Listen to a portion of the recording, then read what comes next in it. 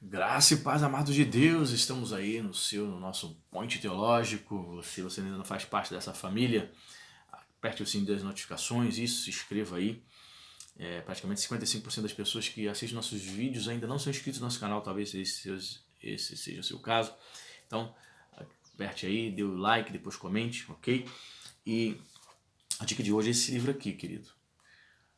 Muito interessante. Pastor, que é um pastor americano que vive aqui no Brasil há mais de 30 anos, James Camp. Conheço as obras dele há mais de 20 anos, já li livros dele que falando, né, na época eu era solteiro, falando para namorados, para noivos, né, pessoas que desejavam casar. E já como pastor já descobri recentemente esse livro aqui. Não é um livro tão novo, tá?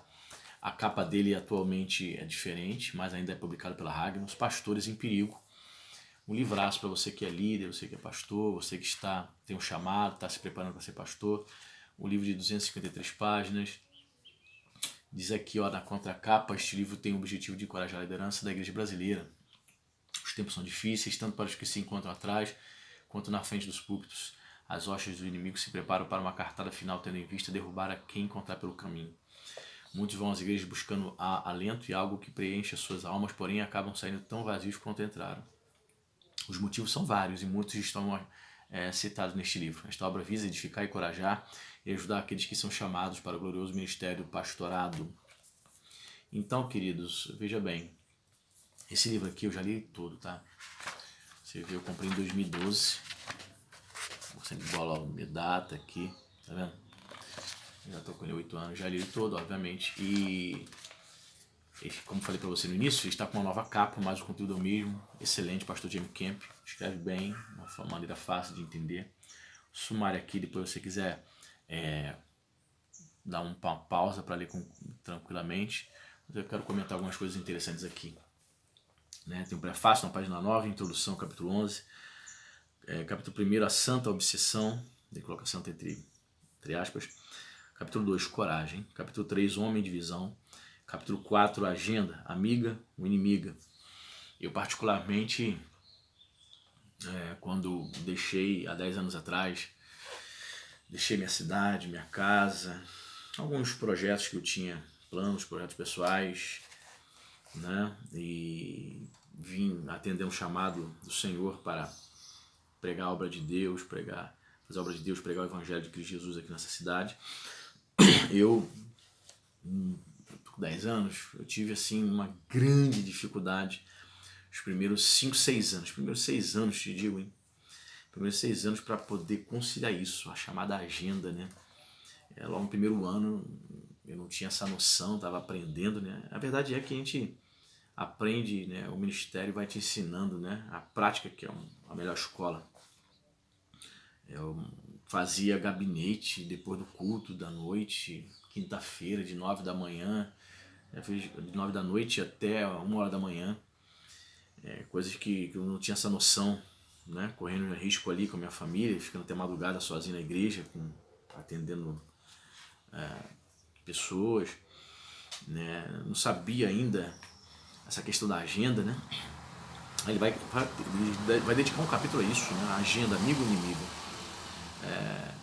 Eu sempre, assim, trabalhei antes do ministério, sempre trabalhei em comércio e por muitos anos da minha vida eu tinha aquela rotina de acordar cedo, ir para o trabalho, ficar numa loja de 8h30 da manhã, 9 da manhã até 6, 7 da noite, segunda a sábado, folga domingo, por muitos anos. E eu confesso também que eu tive essa dificuldade. Como pastor, né, você não tem aquele horário fixo, né? Você tem sim os cultos, você vai para a igreja à noite, chega lá meia hora, 40 minutos, 1 hora antes do culto, certo? Só que durante o dia você tem seus afazeres pessoais, afazeres da igreja, parte administrativa, né? E alguns pastores, algumas igrejas, né? O pastor tira expediente, é diferente, né? Ele chega lá, ele faz como se fosse numa empresa, ele fica lá, às vezes em ministérios grandes, tem 4, 5 pastores, então às vezes eles têm essa necessidade de ficar o dia todo na igreja, segunda a sexta, um expediente de 8 da manhã até 5 da tarde, como se fosse de fato uma empresa. A minha igreja não é assim. A minha igreja é uma igreja familiar. Então eu não penso a necessidade de ficar o dia todo sozinho na igreja, não vejo necessidade disso, preparo os meus sermões em minha casa. Então cada pastor tem sua realidade, essa aqui é a verdade. Então ele vai tratar desse assunto muito interessante, né? Talvez seja este um problema para você que está começando. E o capítulo 5 vai falar sobre desqualificação, que desqualifica um camarada para o ministério, né? Um tirando a serviço de Deus, capítulo 6. Capítulo 7, amizade. O pastor pode ter amizade? Como é que é isso? Quando ele inicia amizade com o irmão, com uma família, e as outras famílias, os irmãos da igreja ficam com ciúme, vão querer exigir também, é uma coisa complicada, hein? 8, situação perigosa. Capítulo 9, como isso pode acontecer? Capítulo 10, anorexia e bulimia. Capítulo 11, o evangelho da prosperidade. As tentações que o pastor tem, né? Às vezes o pastor de uma igreja é uma igreja tradicional, uma igreja ortodoxa, que não comprou, não se vendeu esses modismos, né? Ele vai abordar essa questão. Capítulo 12, o pastor e seu espelho. Capítulo 13, tradicionalismo versus tradição. Capítulo 14, a supermulher ao seu lado. Isso é interessante, vai falar sobre a esposa do pastor. 15, liderança e inflexibilidade. 16, e agora? Sobre os refletores, seus filhos. Caramba, isso também é muito interessante. Né? Aquela questão, né, dos filhos do pastor, em que grande parte da igreja, não todas, mas grande parte da igreja acha que o filho do pastor já nasce convertido, né? E que a criança, o adolescente, já tem que se comportar como se fosse um adulto já maduro. Às vezes a cobrança chega a ser surreal. 17, ministros da graça. Capítulo 18, quando a alma está exausta. Capítulo 19, expectativas. Capítulo 20, muito bem, servo bom e fiel. E tem um epílogo final. Muito interessante. Vamos ver aqui essa questão da agenda aqui, capítulo 43. Capítulo 43. Agenda, amigo e inimigo. Olha só, ele coloca aqui logo de cara, ó, uma frase aqui de um pastor aqui interessante, ó. Eu vou ler para você, ele vai dizer assim, ó. O primeiro passo na direção de uma melhor utilização do seu tempo não é fazer uma nova agenda, mas analisar a antiga. O mundo maravilhoso do circo. Certamente não há uma só criança que não se empolgue com as apresentações espetaculares dos artistas e muito mais com os animais. As cores, a música, os desafios emocionantes do picadeiro hipnotizam os pequenos espectadores. Como todas as crianças, eu também adorava ir ao circo e ficar deslumbrado ao entrar naquele reino encantado sob a lona. Entretanto, não eram os palhaços e os animais que mais me fascinavam, mas o malabarista. Ele colocava 7 pratos de porcelana sobre 7 diferentes varas de ponta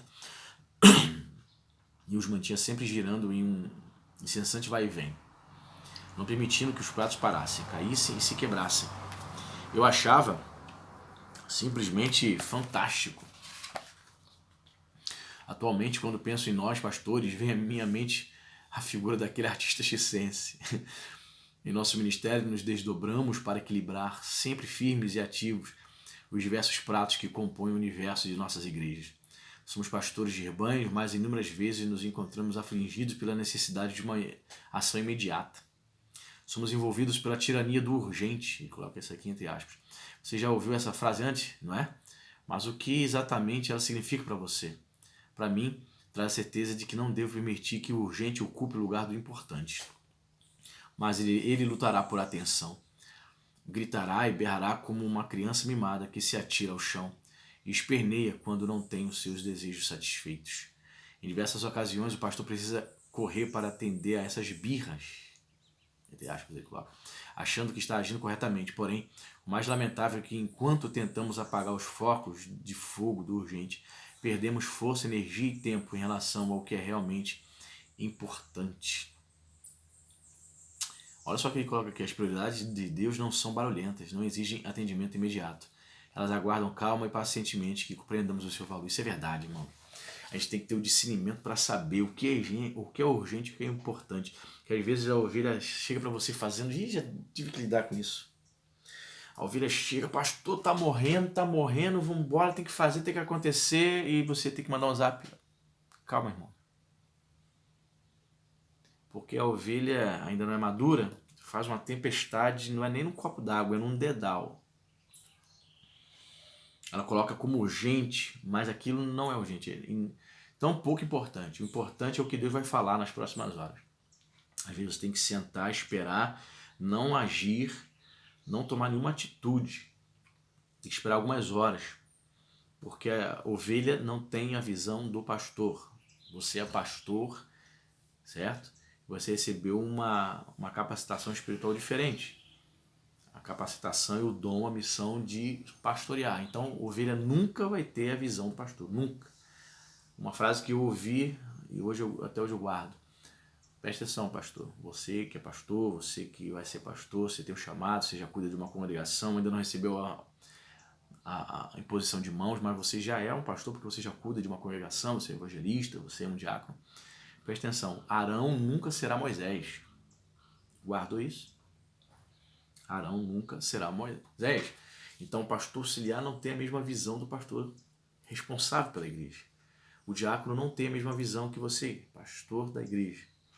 A ovelha vem desesperada e muitas vezes eu tive que fazer isso. Dizia assim, calma,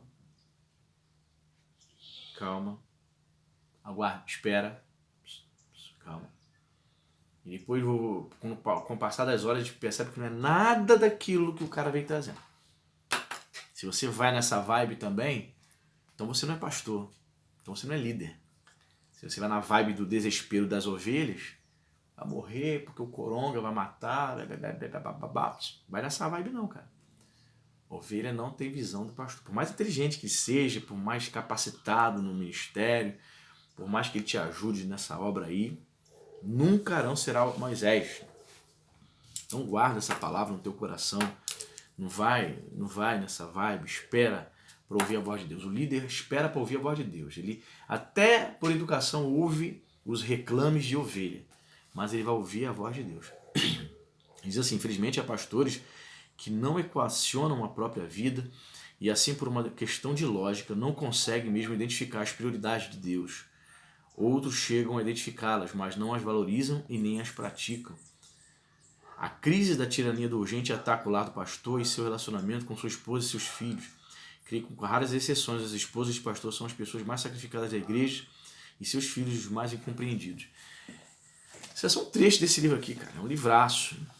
Olha, Deus permitir, quem sabe até faça um estudo aqui no canal com esse livro. Para você que é líder, que é pastor. Então ele tem isso muito também, né? Quando você percebe que a agenda da igreja, as exigências das ovelhas estão prejudicando teu casamento, teu relacionamento com tua família, com teus filhos, sai dessa vibe, cara. Não estou dizendo para você abandonar o ministério, não. Estou dizendo para você reavaliar a agenda. Não fazer outra, mas reavalie essa agenda. Tira aquilo que é desnecessário.